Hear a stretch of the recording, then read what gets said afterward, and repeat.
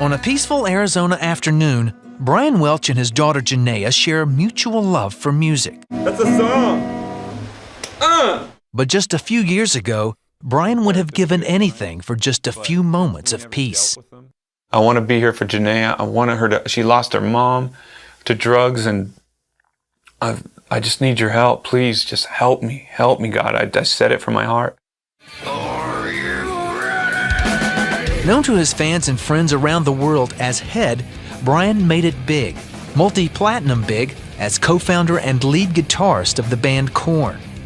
The second record came out, hit number 3 on the Billboard chart. When we go to the third album, the album goes like 100,000 copies a week we start selling. We kept climbing. Korn kept on selling records, more videos, more fame, huge shows.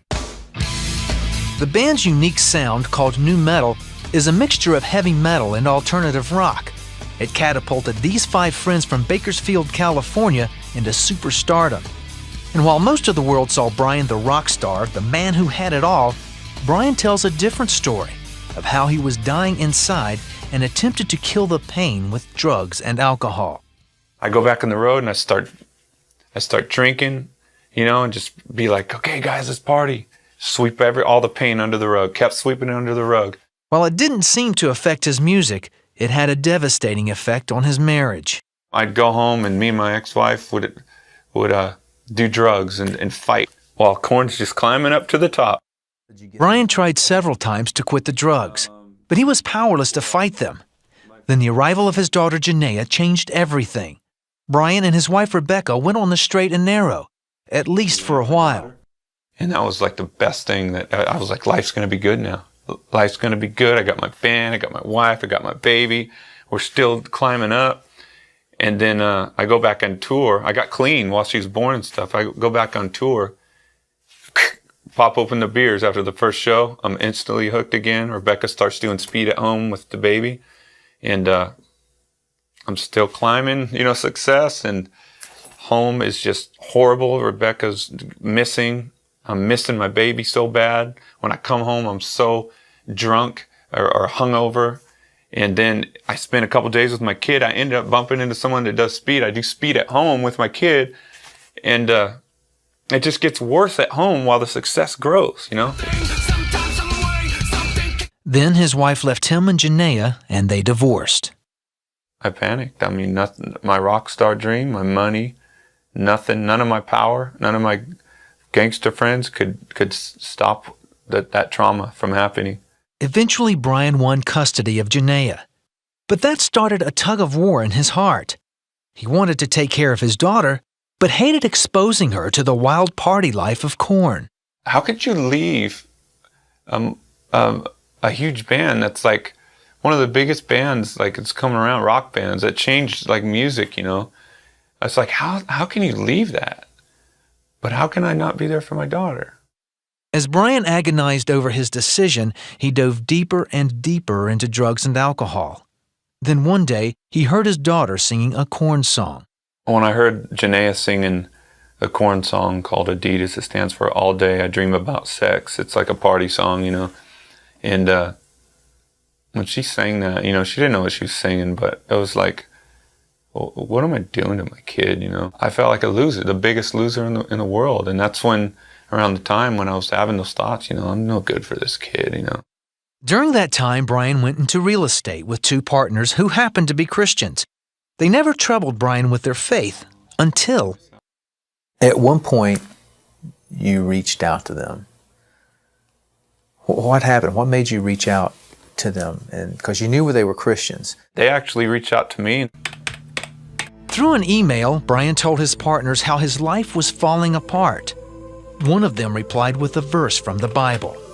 "Come to me, all you who are weary, and I will give you rest." And I was like, could Jesus be real? I was thinking that in my mind.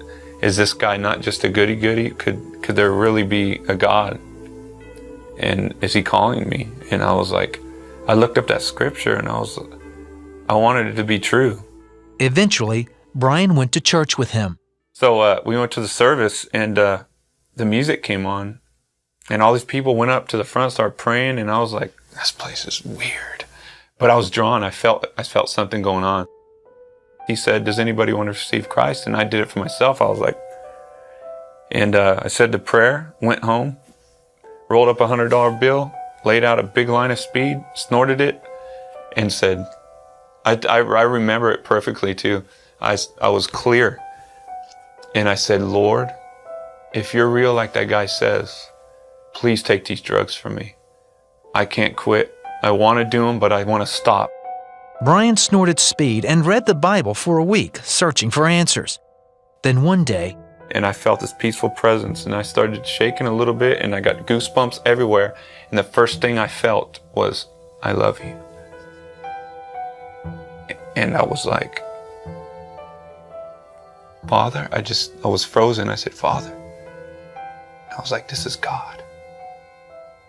And then it went away, but it was so real. It took over the high. And when it went away, the drugs just was, my mind was like, that was just drugs or something. That wasn't real. That wasn't God. And so I did drugs all night long. The next day, I woke up and I had a feeling to go to my Bible. I opened it up and I pointed, and it said, the soul who sins is the soul who will die. And to me right then, I was like, I felt like God told me right there, I revealed myself to you last night. It's time for you to stop the drugs. It's time for you to be done. And I just was consumed with fear. I was like, I went and grabbed all my drugs and threw them in the toilet and just said, I'm done, God. I'm yours now. I'm yours. And this is the last time I did drugs.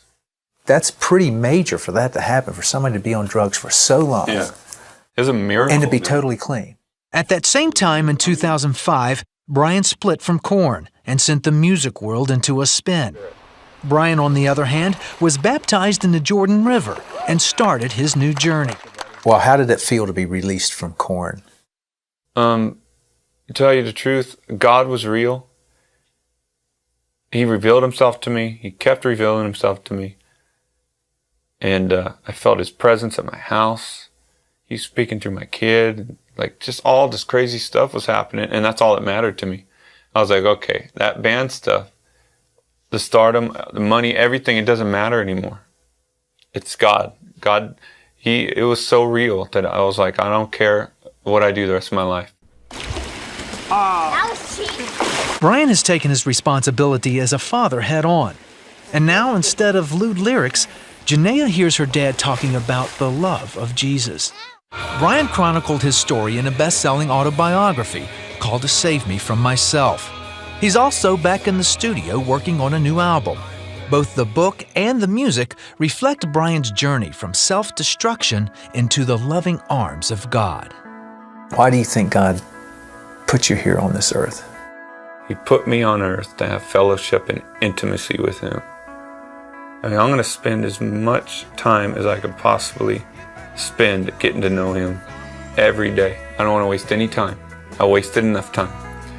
It's just, that's what I'm put on earth to do. To be intimate with God, get to know him as much as I can in here, and let him fill me with the Spirit so he can do the work by bringing people into the kingdom.